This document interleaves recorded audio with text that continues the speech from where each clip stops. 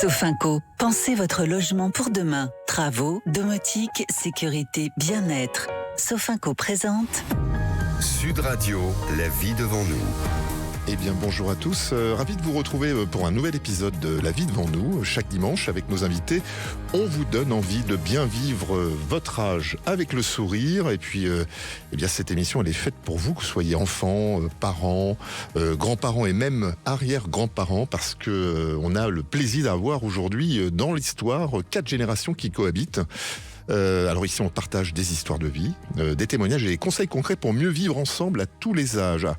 Et justement, on va parler de celles et ceux qui accompagnent souvent dans l'ombre les aidants. Un mot qui fait peur et que j'aime pas trop, mais on va le revoir. Et puis qui sont-ils? Pourquoi sont-ils encore trop peu visibles?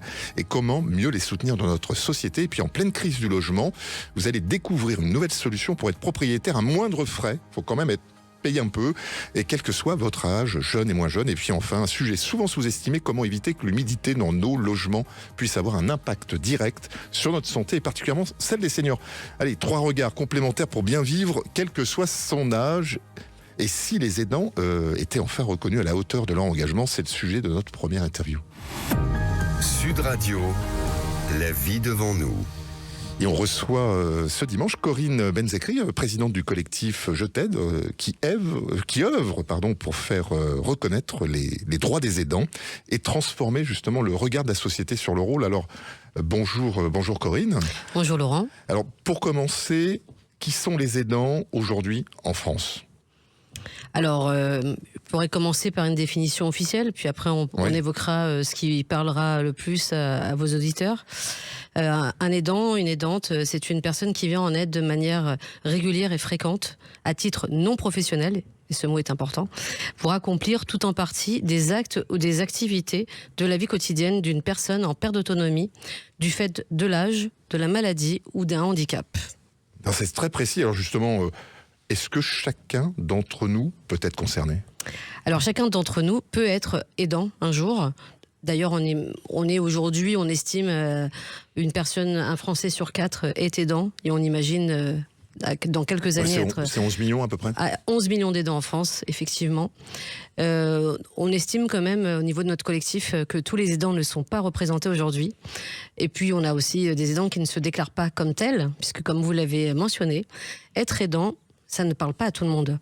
Par contre, quand on dit je suis maman d'un enfant handicapé, je suis conjoint d'une personne qui a un cancer chronique, si je suis une fille qui s'occupe de son parent âgé, dépendant, alors là par contre on se reconnaît beaucoup plus, parce que ce sont des situations très concrètes pour lesquelles on se dit ben oui, ça c'est moi.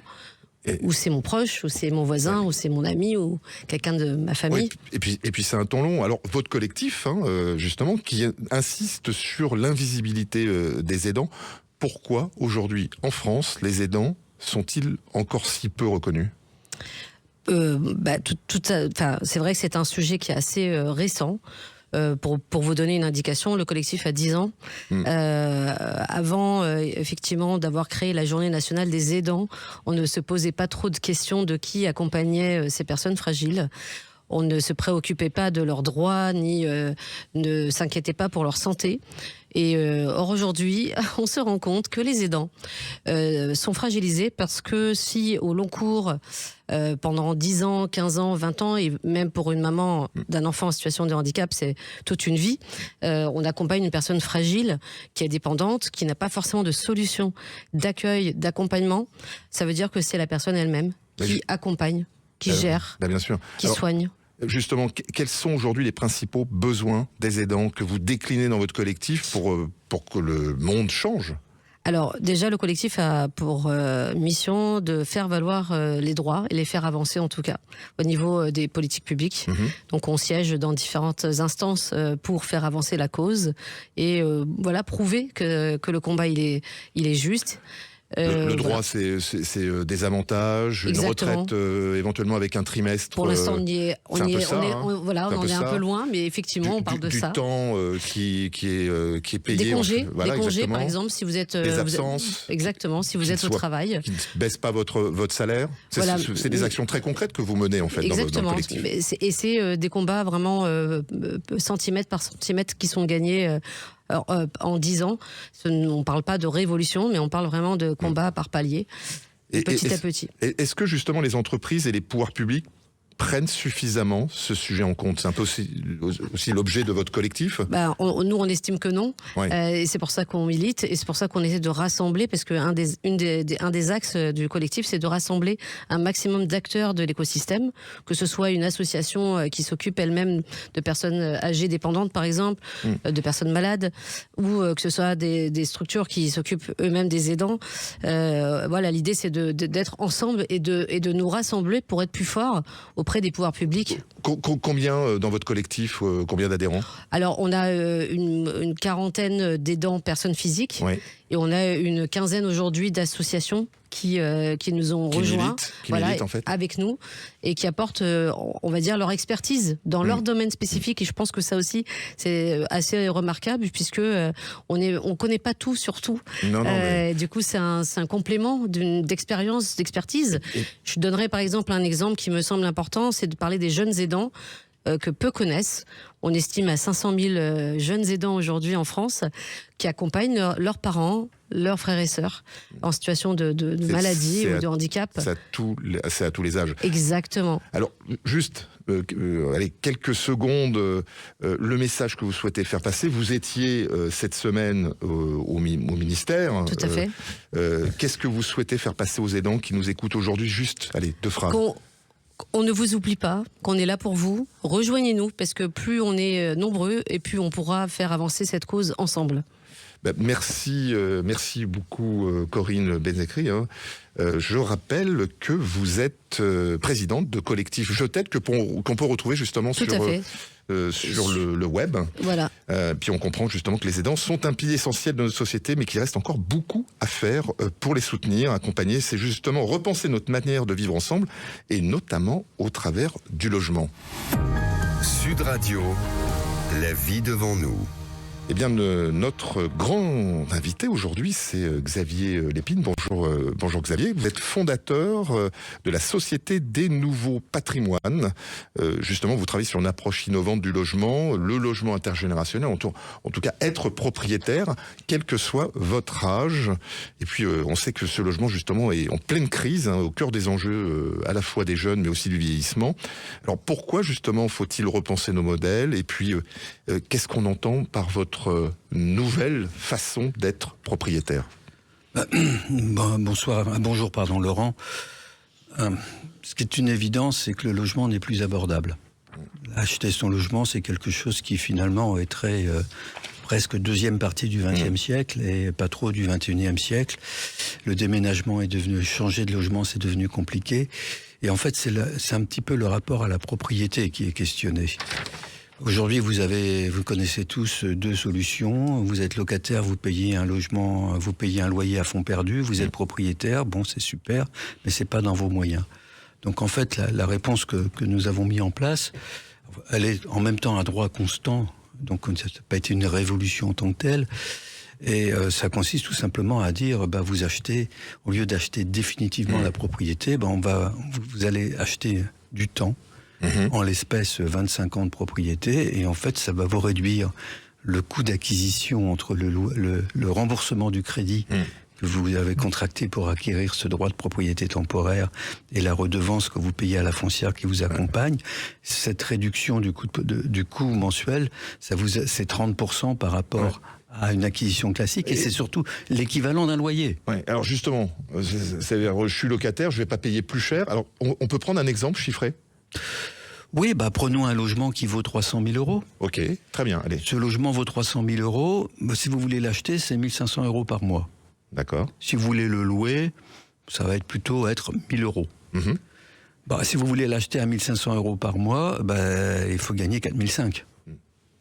Voilà, donc vous êtes exclu. Au-dessus du salaire moyen en France. Dans notre système, on vous vend ce même logement, on vous le vend 150 000 euros au lieu de 300 000. D'accord. Donc au lieu de rembourser 1 500 euros de crédit, vous remboursez 750 euros. Donc c'est moins cher que la location que j'avais. À ce stade-là, et puis vous payez tous les mois 300 euros à la foncière qui vous a accompagné. D'accord. Qui vous accompagne. Voilà. Donc ça vous revient au prix du loyer. La seule différence, c'est que vous remboursez un crédit. D'accord. Donc là, je suis propriétaire. Vous êtes propriétaire. Vous êtes un acte notarié. Vous acquérez ce qu'on appelle un bail emphytéotique. Et maintenant, imaginez que dans 8 ans, dans 10 ans, dans 12 ans, vous avez envie de partir, parce que c'est rare de rester 25 ans ou 30 ans dans le même logement. À ce moment-là, vous nous recontactez, vous recontactez le propriétaire d'origine, qui lui, si je prends mon exemple, dans 10 ans, ce que vous avez acheté 150 000 euros, je vais vous le racheter. Je suis engagé à vous racheter. Vous n'avez pas à chercher un acheteur, mais vous avez consommé du temps. Donc je vais vous le racheter 120 000 euros. D'accord. Mais vous ne devez plus à la banque que 90 000 euros.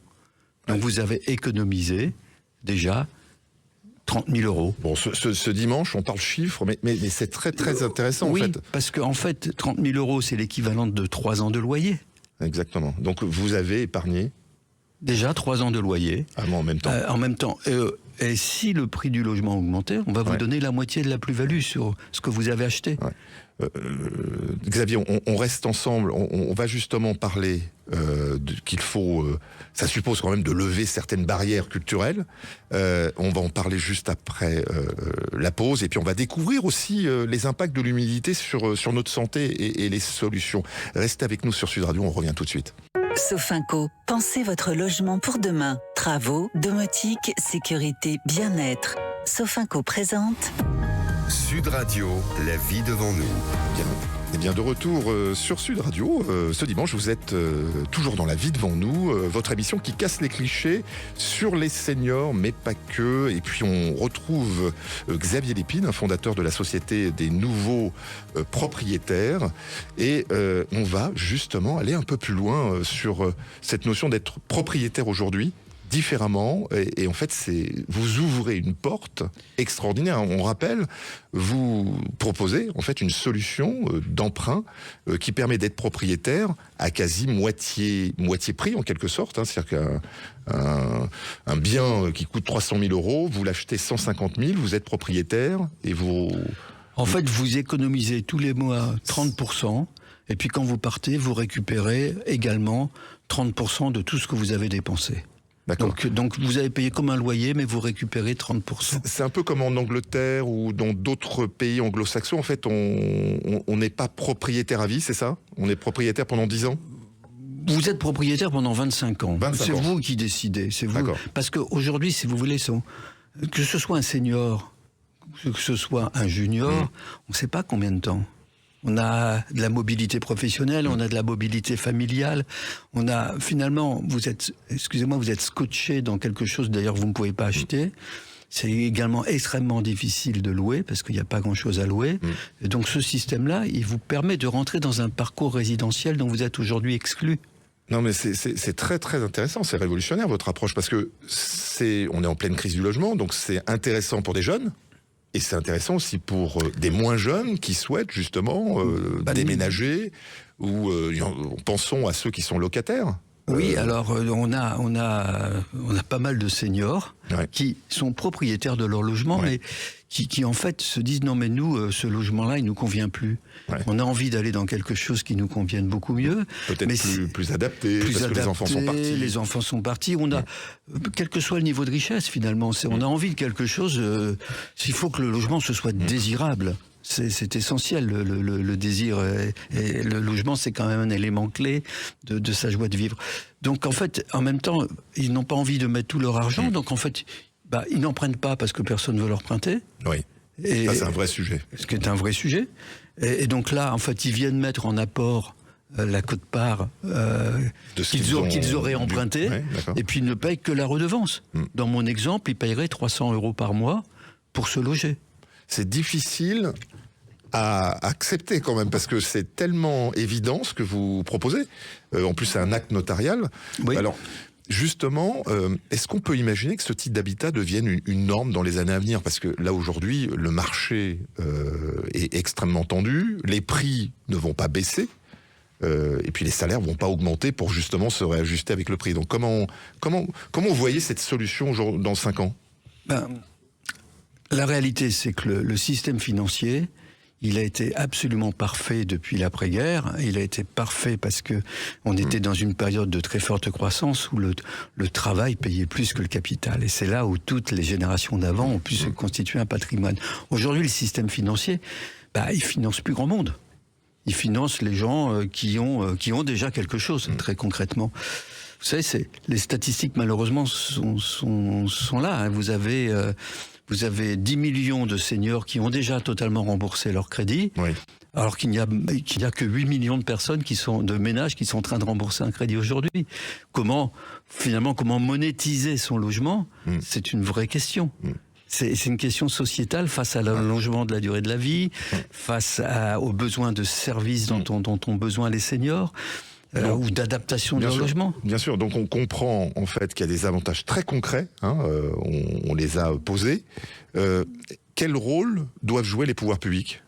Est-ce qu'ils ont un rôle à jouer là? Parce que c'est une solution totalement privée. Hein. Oui, alors ce qu'il y a de bien, c'est que ça ne coûte pas 1 euro au pouvoir public. Donc ça, c'est très bien. Va être content. Il aime bien, Bercy. Hein. D'accord. Je l'appelle Bercy, mais bon. Est-ce qu'on peut emprunter avec un prêt à taux zéro, un éco-PTZ?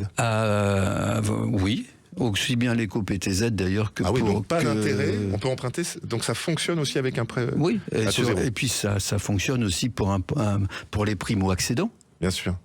Donc senior, quel que soit l'âge en fait, ce dispositif. Oui. Il n'y a pas de limite. Non, il n'y a pas. Au-delà de cette limite, votre ticket est toujours valable. Ouais. Alors, allez, la dernier message aux auditeurs qui réfléchissent justement à un logement pour les prochaines années. Qu'est-ce que vous leur dites?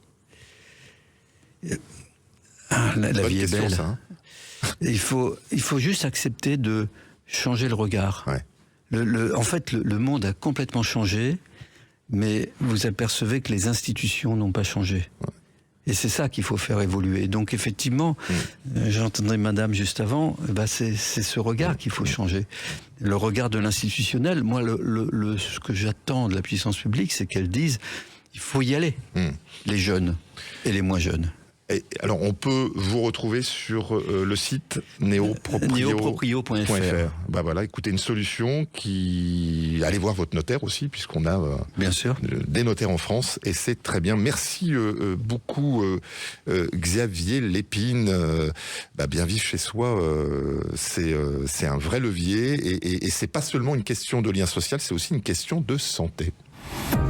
Sud Radio, la vie devant nous. Allez, on respire ce dimanche, justement, et bien on va respirer l'air avec un impact direct sur votre santé. On reçoit Édouard David. Vous êtes responsable de l'engagement sociétal chez Murprotec, spécialiste du traitement d'humidité dans les logements. Alors, on parle très très peu de l'humidité. Moi, j'ai eu ce cas chez moi, donc ça me parle complètement. Pourquoi est-ce aujourd'hui un enjeu majeur de santé? Parce que ça paraît assez éloigné, en fait, l'humidité dans son logement. Bonjour Laurent. Eh bien, tout d'abord parce que on sous-estime complètement l'impact de la qualité de l'air sur la santé.